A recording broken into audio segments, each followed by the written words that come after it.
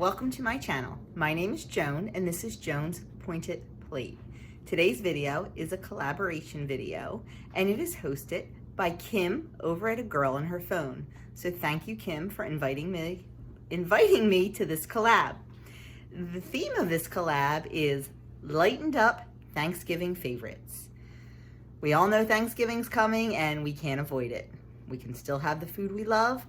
We just have to tweak it a little bit and watch our portions. The recipe I have made for you today is a family favorite. It has been in our family for 30 or 40 years and it is not Thanksgiving without it. It is called carrot casserole. It is carrots and a white sauce and cheese and it is delicious.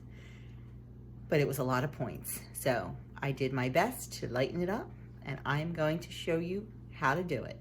So let's get started. That we need for our carrot casserole, I have an 8-ounce block of Cabot Light 75 cheese that I have grated, 2 cups of 1% milk, half a cup of light butter, 3 pounds of carrots that I peeled, sliced, and cooked. And then in this bowl are all of the spices that we're going to use to make the roux. It is a 1/4 cup of flour, 2 tablespoons of dried minced onion, 1 teaspoon of salt, half a teaspoon of dry mustard powder, 1/8 of a teaspoon of pepper, and the secret ingredient, a 1/4 teaspoon of celery salt. So that is all we need for our carrot casserole. Let's get started. Let's make the white sauce. So we have the half a cup of light butter. I'm going to put that in our hot pan and get that melting.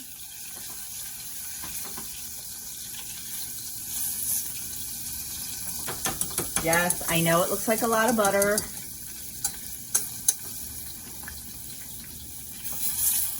But don't forget, this does serve a lot of people, so. And if you can't be a little indulgent on a holiday, then when can you?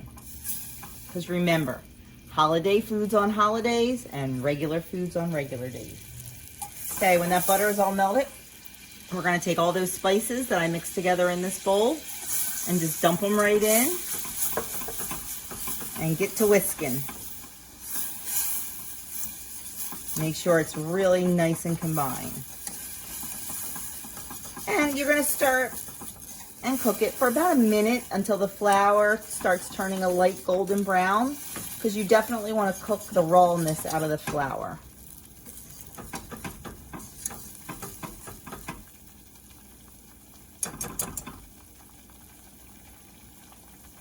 So we'll let that go for about a minute. And make sure you keep stirring it so it does not burn, because the heat is up pretty high, because we need this to be thick. Now, when I showed you the ingredients, I did show you, I already grated the cheese, I already did the carrots. You guys don't need to sit and watch me grate a block of cheese. I'm pretty sure you know how to do that. And the same with the carrots. We just peeled them, we sliced them right in the food processor, because 3 pounds is a lot of carrots to slice, and then cook them. Now, I cook them in the pressure cooker. You can cook them any way you want. And the only reason I cook them in the pressure cooker is because that's what my mama did. Okay, so that's cooked long enough, and now we are going to take our 2 cups of 1% milk, and we're just going to slowly add it.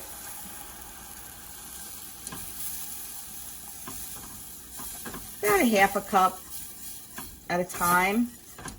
I like to do it in increments because I like it to get thick in stages. See how nice and thick that is? So now we'll go. And when you're putting the cold milk in, it really cools the roux mixture down, and it takes a little bit to get it back up to temperature to get it thick. So it's better if you add it in increments. And you just have to be patient. When you're making a roux, you just have to be patient.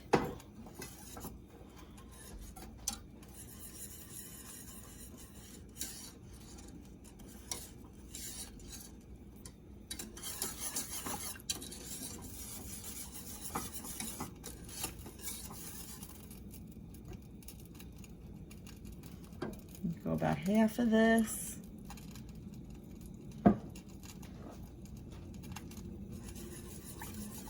Ooh, my hand's getting a little hot. I think I have this discussion all the time when I'm making a sauce on the stove. I think I complain about that every single time.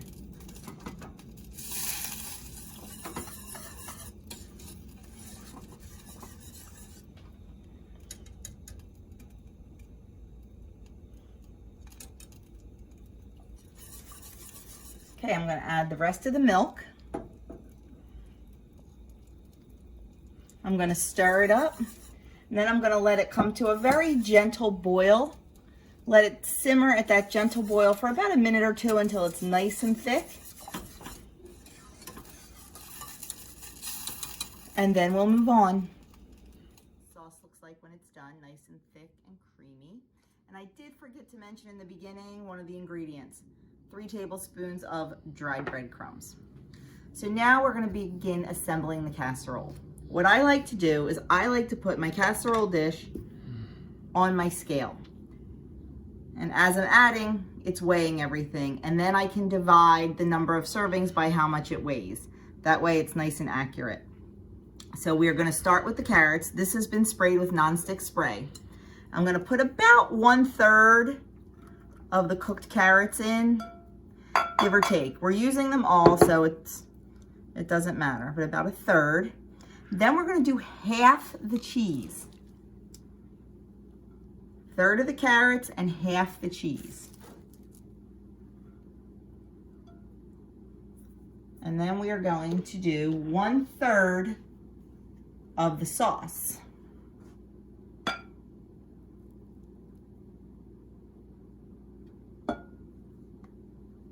Like I said, just, you can eyeball it. It is not rocket science. It's yummy deliciousness that's all going in the same place.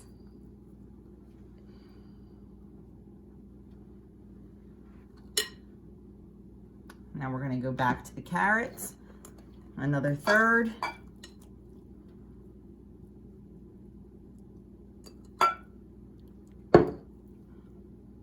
The rest of the cheese.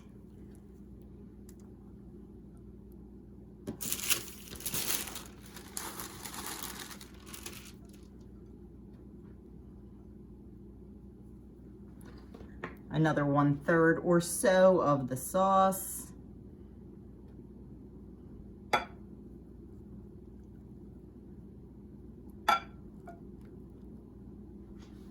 It's okay if it mixes in a little bit. Then we're going to end with the carrots.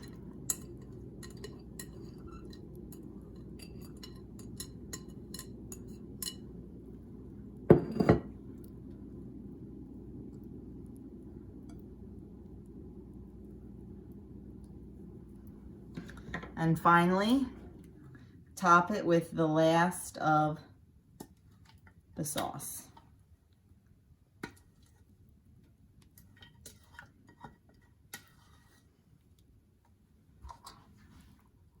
Now, if you are sensitive to salt, you can cut some of the salt down, because the cheese and the celery salt and the regular salt, it can get a little salty.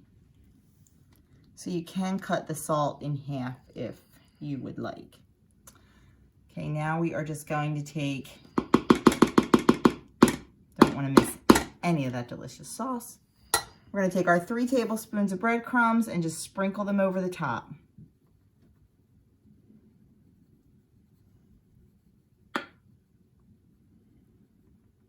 Actually, you know what? That's enough. I'd say it's about 1 1/2. A little bit more for good measure. And then this is going to go in the oven at 350 degrees for about 25 minutes until it is nice and hot and bubbly. So here are the carrots out of the oven, and as you can see, it got a little disheveled there because they started picking on it before I had a chance to film. So there is the carrot casserole. Smells absolutely delicious, and I will turn you around and give you the point breakdown. So there you have it, lightened up carrot casserole. Now, the original recipe used real butter, full fat cheese, and whole milk. And it was 7 points for a half a cup. My lightened up version, 3 points for a half a cup. And that is on the blue, the purple, and the green plan. So 3 points on all the plans for a half a cup. It is delicious. My family tasted it and said it tastes just like the original. So that's a win. So now that you finished watching my video, please check my description box below. There is a whole lot of people listed down there who also made over their Thanksgiving favorites or traditional Thanksgiving dishes. So please go check out their videos, check out their channel, give them a little bit of love and hit that subscribe button while you're there.